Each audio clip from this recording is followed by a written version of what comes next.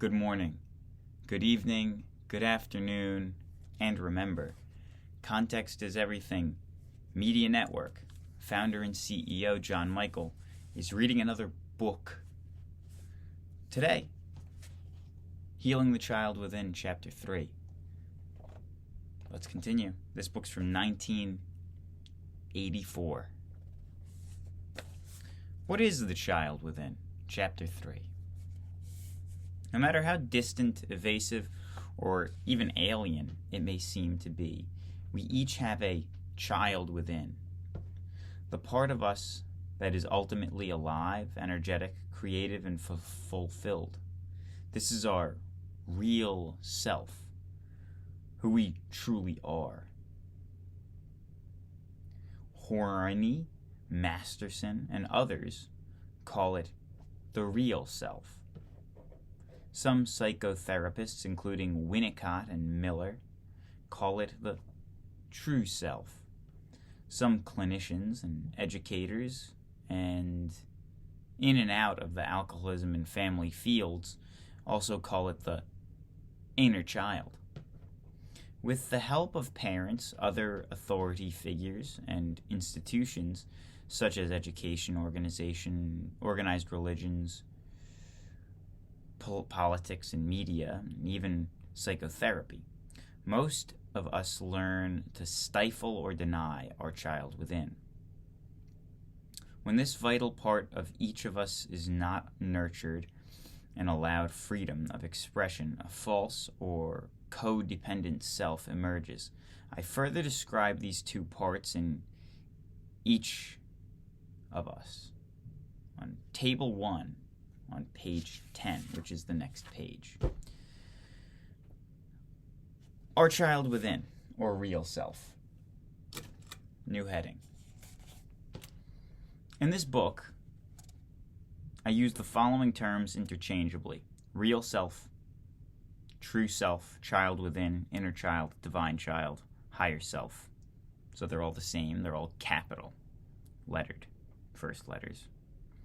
I capitalize the first letters to show the importance of us living and to help differentiate from the false or lower self.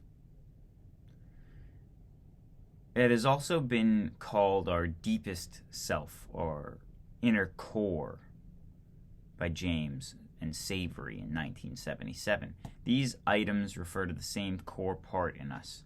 One description: who we are when we feel most authentic, genuine, and spiritual. Table 1.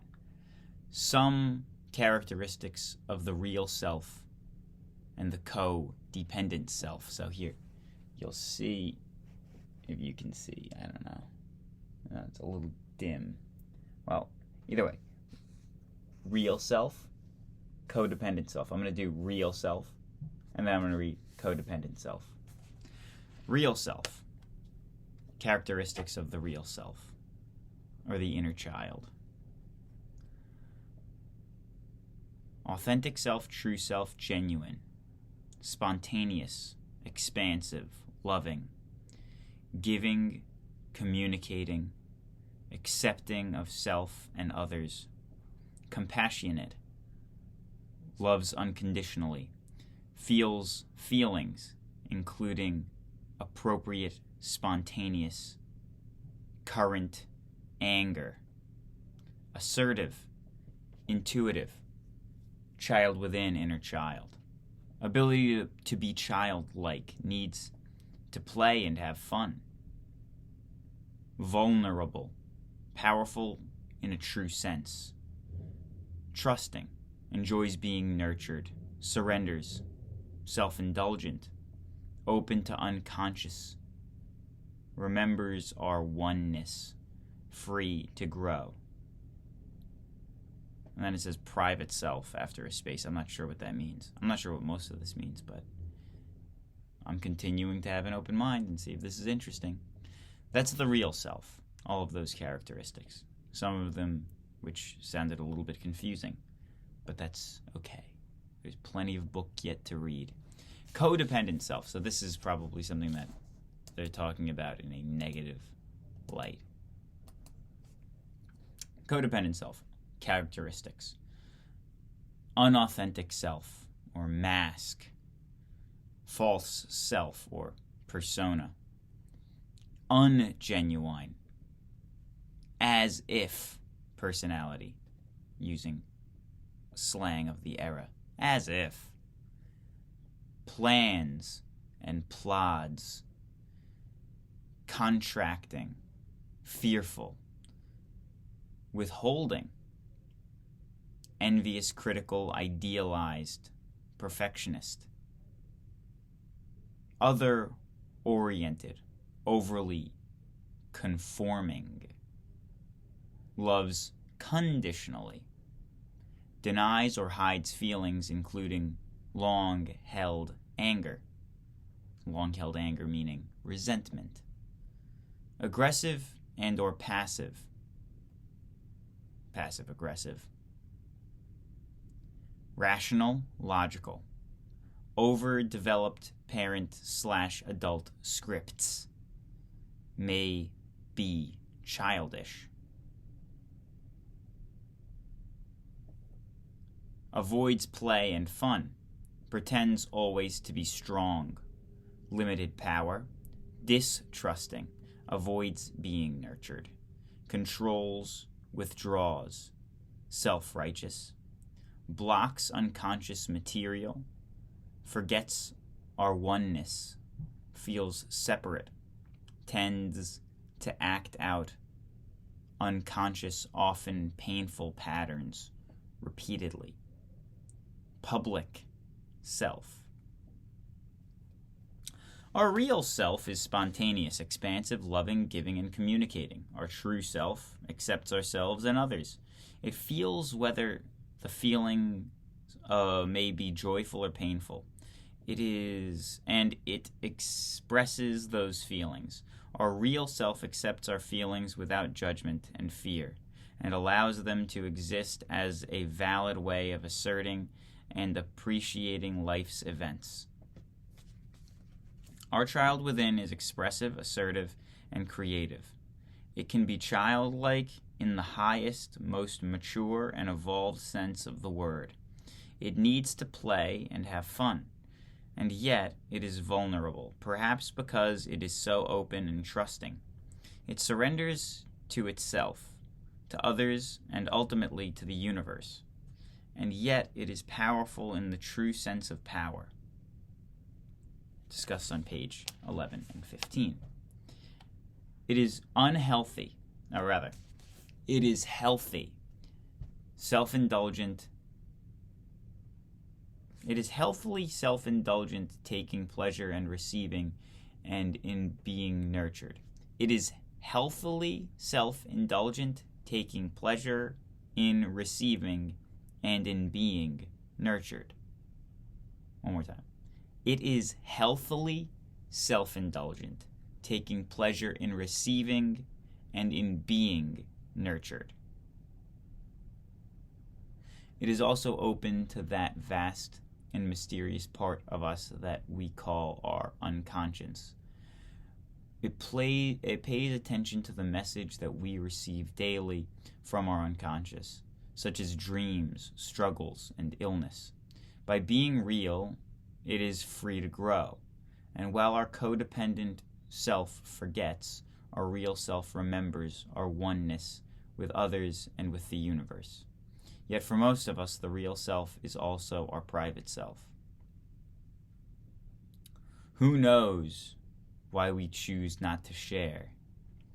Perhaps it is a fear of being hurt or being rejected. Some have estimated that we show our true self to others on average for about 15 minutes each day. For whatever reason, we tend to keep that part of us private.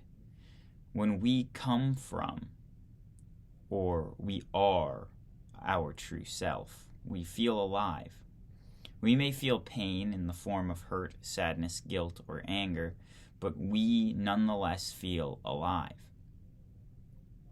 Or we may feel joy in the form of contentment, happiness, inspiration, or even ecstasy. Overall, we tend to feel current, complete, finished, appropriate, real, whole, and sane. We feel alive. Our child within flows naturally from the time we are born to the time that we die, and during all of our times and traditions in between. We don't have to do anything to be our true self. It just is. If we simply let it be, it will express itself with no particular effort on our part. Indeed, any effort is usually in denying our awareness and expression of it. New heading. Our false or codependent self. By contrast, another part of us generally feels uncomfortable, strained, or inauthentic.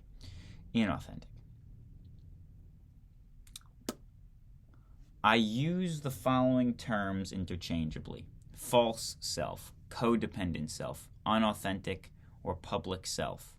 Our false self is a cover-up. It is inhibited, contracting, and fearful. It is our egocentric ego and our superego, forever planning and plotting, continually selfish and withholding. It is envious, critical, idealized, blaming, shaming, and a perfectionist. Alienated from the true self, our false self is other-oriented, i.e., focused on what it thinks others want it to be. It is over-conforming. It gives its love only conditionally. It covers up, hides, or denies feelings. Even so, it may make up false feelings, as it often does when we consistently answer, "How are you?" with a perfunctory, "I'm fine." This quick response is often necessary or helpful to defend against the frightening awareness of the false self, which either doesn't know how it feels or doesn't know and has censored these feelings as wrong or bad. Rather than appropriately asserting or for the real self, it is often either inappropriately aggressive and or passive. Our false self tends to be the critical parent. Should we use transactional analysis script terminology? Our false self tends to be the critical parent. Should we use transactional analysis script terminology? Meaning that parental voice of no, that you have running in your head. If you have that running in your head, they're assuming you do. I think I can recognize it in myself. It avoids playing and having fun. It pretends to be strong or even powerful, yet is an ally, yet its power is only minimal or non-existent, and it is in reality unusually fearful, distrusting, and destructive. Because our codependent self needs to withdraw and to be in control, it sacrifices nurturing or being nurtured. It cannot surrender. It is self-righteous and attempts to block information coming from the unconscious. Even so, it tends to repeatedly act out unconscious, often painful patterns. Because it forgets our oneness, it feels separate.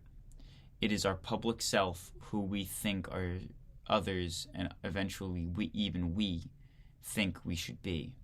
Because it forgets our oneness and it feels separate. It is our public self who we think ourselves, and eventually even we think we should be. We think others and we should be. Okay.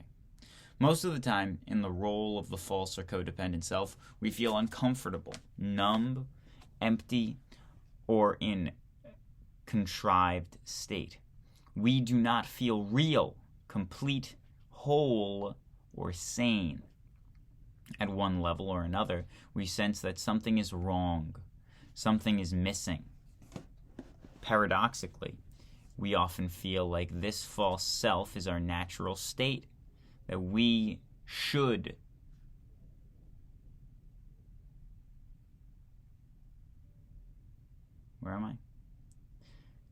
Paradoxically, we often feel like this false self is our natural state, that we should be the way we should be.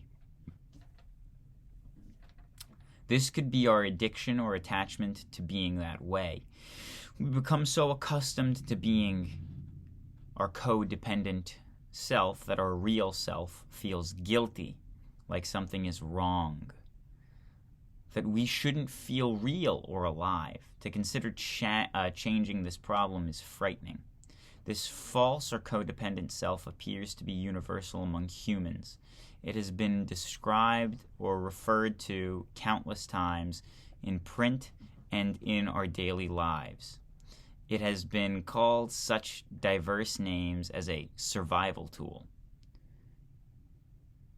psychopathology, the egocentric ego, and the impaired or defensive self, as per Masterson. It can be destructive to self, others, and intimate relationships. It can be destructive to selves, others, and intimate relationships. Self, others, and intimate relationships. However, it is a double-edged sword. It has some uses, but just how often is it useful? And under what circumstances? The following poem by Charles C. Finn describes many of our struggles with our false self. New poem. Please hear what I'm not saying. Don't be fooled by me. Don't be fooled by the face I wear. For I wear a mask, 1,000 masks. Masks that I'm afraid to take off, and none of them is mine. Pretending is an art that's second nature with me. But don't be fooled. For God's sake, don't be fooled. I give you the impression that I'm secure, that all is sunny and unruffled with me, within as well as without. That confidence is my name, and coolness my game. That the winter's calm, and I'm in command, and that I need no one. But don't believe me. My surface may seem smooth, but my surface is my mask. Ever varying and ever concealing. Beneath lies, no compliance. Beneath lies, confusion and fear and aloneness. But I hide this. I don't want anybody to know it. I panic at the thought of my weakness and fear being exposed.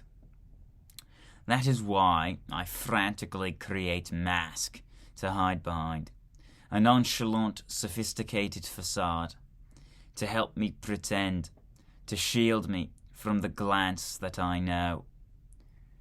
But such a glance is preciously my salvation. Precisely, my salvation. My only hope, and I know it. That is, if I followed by acceptance. That is, if it's followed by acceptance, if it's followed by love, it is the only thing that can liberate me from myself. From my own self-built prison walls, from the barriers I so painstakingly erect. It's the only thing that will assure me of what I can't assure myself, that I'm really worth something. But I don't tell you this. I don't dare. I'm afraid to. I'm afraid your glance will not be followed by acceptance, will not be followed by love.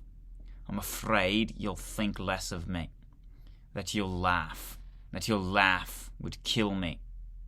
I'm afraid that deep down I'm nothing, that I'm just no good, and that you will see this and reject me. So I play my game, my desperate pretending game, with a facade of assurance without, a trembling child within. With a facade of assurance without, and with a trembling child within. So begins the glittering but empty parade of masks, and my life becomes a front. I idly chatter to you in the suave tones of surface talk. I tell you everything that's really nothing, and nothing of what is everything. And what's crying within me. So when I'm going through my routine, do not be fooled by what I'm saying. Please listen carefully and try to hear what I'm not saying, what I'd like to be able to say, what for survival I need to say, but what I cannot say. I don't like to hide. I don't like to play superficial, phony games. I don't want to stop playing them. Now, I want to stop playing them. I want to be genuine and spontaneous and me. But you've got to help me. You've got to hold out your hand, even when that's the last thing I seem to want. Only you can wipe away from my eyes the blank stare of the breathing dead. Only you can call me into aliveness. Each time you're kind and gentle and encouraging, each time you try to understand because you really care, my heart begins to grow wings. Very small wings, very feeble wings, but wings. With your power to touch me into feeling you can breathe life into me. I want you to know that. I want you to know how important you are to me, how you can be a creator, an honest-to-God creator of person that is me, if you choose to. You alone can break down the wall behind which I tremble. You alone can remove my mask. You alone can release me from my shadow world of panic and uncertainty, from my lonely prison, if you choose to. Please choose to. Do not pass me by. It will not be easy for you. A long conviction of worthlessness builds strong walls, and the nearer you approach to me, the blinder I may strike back. It is irrational, but despite what the books say about man, often I am irrational. I fight against the very thing that I cry out for, but I am told that love is stronger than walls. And in this lies my hope. Please try to beat down those walls with firm hands, but with gentle hands. For a child is very sensitive. Who I am, you may wonder. I am someone you know very well, for I am every man you meet, and I am every woman you meet. That was a pretty good poem. And that is the end of the reading for today. Chapter 3, of this book from 1984.